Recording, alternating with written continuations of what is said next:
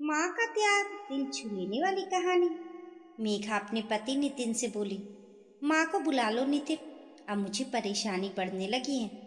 नितिन ने उसकी हालत देखकर तुरंत कहा, ठीक है, मैं उन्हें खुद ले आऊंगा। मेघा का चेहरा उतरा हुआ था। वह बोली, पर मैं अकेली कैसे रहूंगी? नितिन ने थोड़ा सोचकर कहा, तो तुम ऐसा करो, अपनी मम्मी को बुला लो, फिर मैं माँ को लेने चला जाऊंगा। मेघा ने हल्की सी सहमति से सिर हिलाया और कहा, ठीक है, मैं बात करती हूँ। उसने अपनी माँ को फ़ोन लगाया। Hello mummy. हाँ मेघा, कैसी है? मैं ठीक हूँ मम्मी, मगर नितिन माँ को लेने आगरा जाएंगे। मेरी डिलीवरी डेट भी नज़दीक आ रही है, तो क्या आप कुछ दिन मेरे पास रुक जाएंगी? फ़ोन के उस पार कुछ पल चुप्पी रही, फिर उसकी माँ बोली, पर मुझे तो बनारस जाना है, मेरी सहेली की बर्थडे पार्टी है। वैसे भी ये तेरी सास की जिम्मेदारी है, खानदान उनका बढ़ेगा या मेरा? और बिना मेघा की बात सुने उन्होंने फोन रखने की जल्दी दिखा दी। मेघा का दिल जैसे बैठ सा गया। वह बोली, पर मम्मी, आपने तो पहले कुछ नहीं बताया। दिन में 2-3 बार तो बात होती ही है हमारी। याद नहीं रहा, उसकी माँ ने बेरुखी से कहा। अब रखो फोन। फोन कटते ही मेघा की आंखों में नमी आ गई। उसने भारी मन से नितिन की ओर देखा और कहा, मम्मी बिजी हैं, अब तो माँ को ही किसी तरह यहाँ ले आओ। नितिन ने गहरी सांस ली और बोला, मैं पापा से बात करता हूँ, उनका खाना तो रिंकी और ताई जी देख लेंगी, पर तुम्हारी मम्मी को थोड़ा एडजस्ट करना चाहिए था। मेघा को ये बात चुभ गई। वे गुस्से में बोली, उनके पास 10 काम होते हैं, बिजनेस करने वाले फुर्सत में रहते हैं क्या? नितिन ने शांत स्वर में कहा, पर बिजनेस तो पापा जी करते हैं। तुरंत बात बदलते हुए मेघा बोली, वो मम्मी की तबीयत थोड़ी खराब है, इसलिए चेकअप के लिए बाहर जा रही हैं। असल में नितिन मेघा के मायके से ज्यादा जुड़ाव नहीं रखता था। बड़े घर की दिखावटी शान, ऊंची बातें और सीमित रिश्ते, इन सब से वह हमेशा दूरी बनाकर रखता था।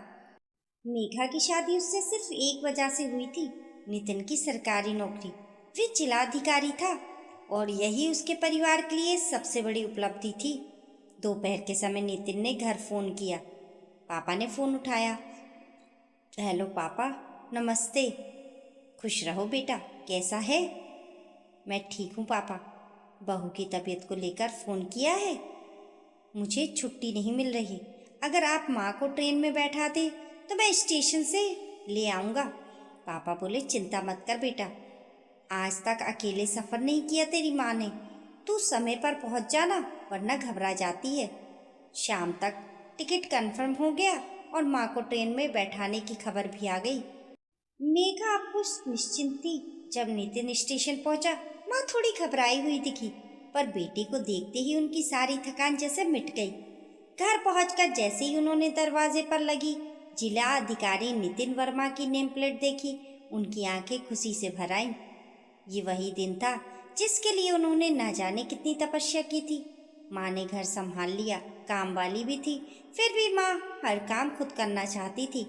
मेघा और नितिन को उनकी वजह से बहुत सुकून मिला। 1 महीने बाद मेघा ने चांद सा बेटा चारू को जन्म दिया। माँ ने रात दिन उसकी देखभाल की। मेघा की माँ के फोन जरूर आते थे, मगर उसी शहर में रहते हुए भी उनका अस्तित्व बस फोन तक ही सीमित था। चारू दादी की गोद में ही पलने लगा। उनकी ममता में वह सुरक्षित और खुश था। धीरे धीरे मेघा की छुट्टियां खत्म होने लगी। उसने ऑफिस जाना शुरू कर दिया। सास दिन भर घर के अंदर रहती। उनका मन कभी कभी उदास हो जाता, हालांकि नितिन उन्हें बाहर घुमाने ले जाता था। तभी एक दिन पापा का फोन आया। बेटा, तेरी ताई जी सीढ़ी से गिर गई हैं, रिंकी अकेले नहीं संभाल पाएगी, माँ का रिजर्वेशन करवा दो। नितिन ने कहा, ठीक है पापा। नितिन ने सोचा, माँ की एड़ियों में दर्द रहता है, क्यों ना उनके लिए अच्छी चप्पल और कुछ उपहार ले लिए जाए। वे माँ को लेकर बाजार जाने लगा। तभी मेघा बोली, मैं और चारू भी चलेंगे। ठीक है, नितिन ने कहा।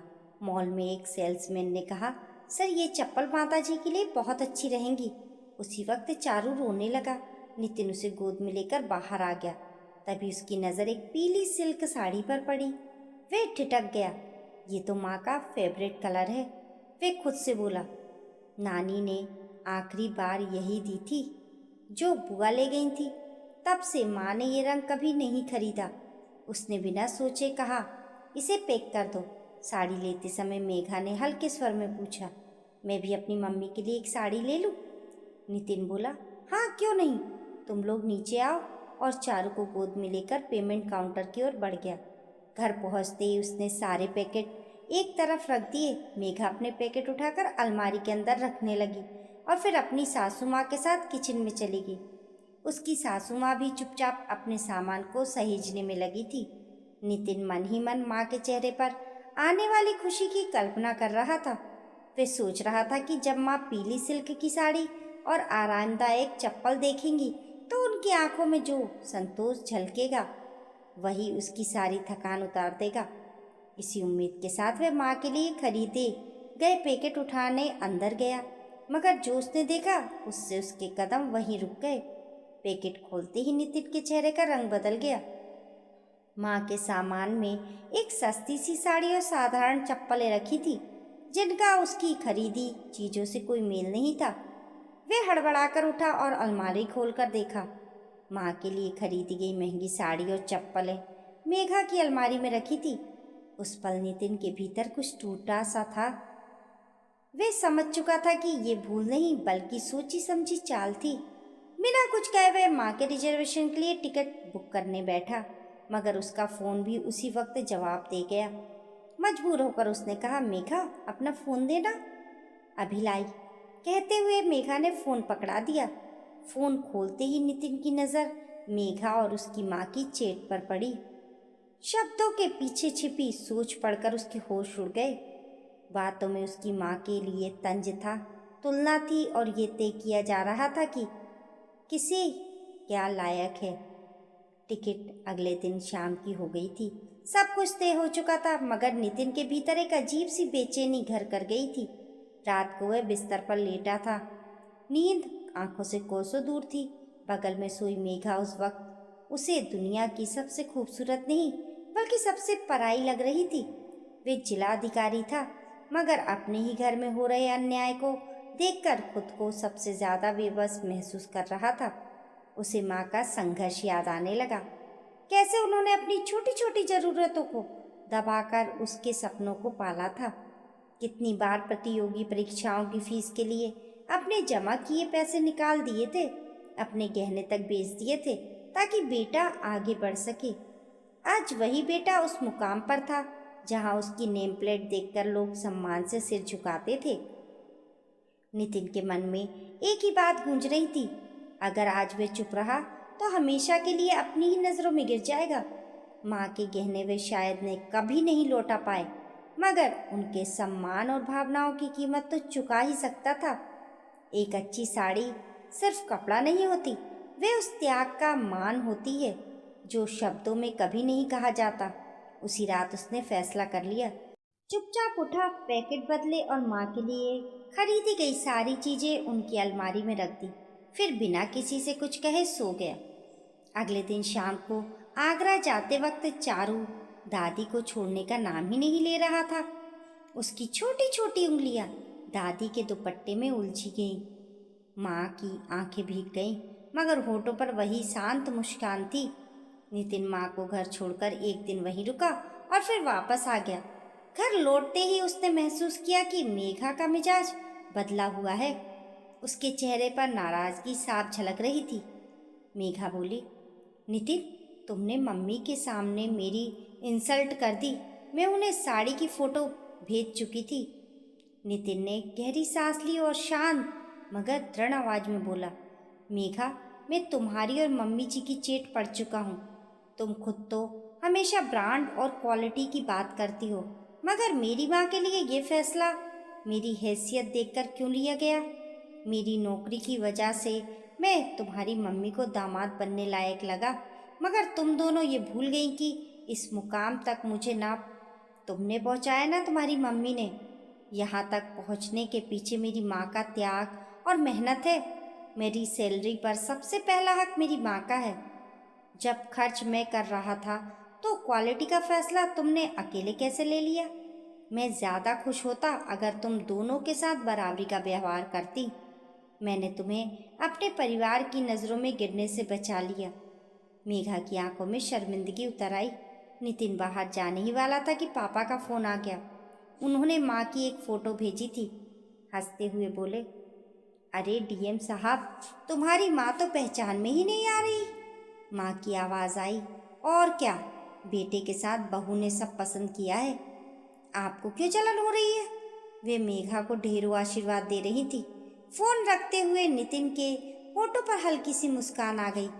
वे बुदबुदाया, उस बेचारी को क्या पता कि तुम्हारे चेहरे पर मैंने पर्दा गिरा रखा था ताकि उसकी सीरत और सूरत दोनों की खूबसूरती बनी रहे।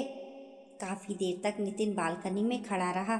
ठंडी हवा उसके चेहरे से टकरा रही थी, मगर मन के भीतर चल रहा तूफान अब धीरे धीरे शांत होने वाला था। कमरे के अंदर मेघा चुपचाप बैठी थी। उसकी आंखें बार बार दरवाजे की ओर उठती, मगर शब्द उसका साथ नहीं दे रहे थे। तभी चारू की हल्की सी किलकारी गूंजी।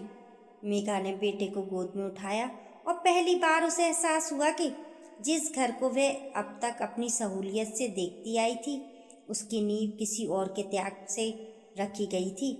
नितिन अंदर आया, चारू को गोद में लिया और बिना कुछ कहे मेघा की ओर देखा। उस नज़र में शिकायत नहीं थी, बस एक उम्मीद थी कि आगे से इस घर में रिश्तों का हिसाब पैसों, ब्रांड या दिखावे से नहीं, बल्कि सम्मान और बराबरी से होगा। मेघा ने सिर झुका लिया। उसकी आंख से गिरा एक आंसू चारू के गाल पर जा टिका। उसी पल उसने मन ही मन तय कर लिया कि अब वह सिर्फ किसी की बेटी या किसी की पसंद नहीं, बल्कि इस घर की बहू बनकर उसकी जड़ों को समझेगी और उन्हें संभालेगी।